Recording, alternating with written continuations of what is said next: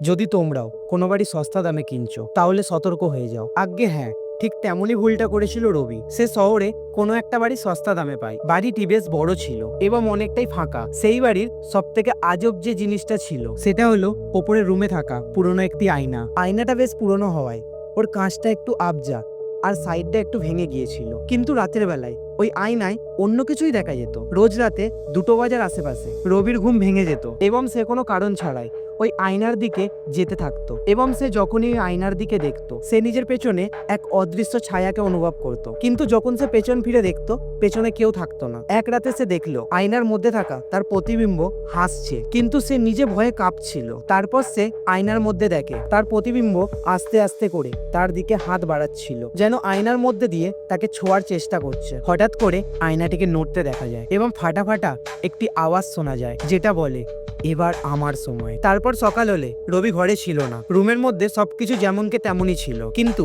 এইবারে আয়নাতে একটার জায়গায় 2টি প্রতিবিম্ব দেখা যায় এবং তার মধ্যে একজনের চোখের পাতা কোনোভাবেই নড়ছিল না।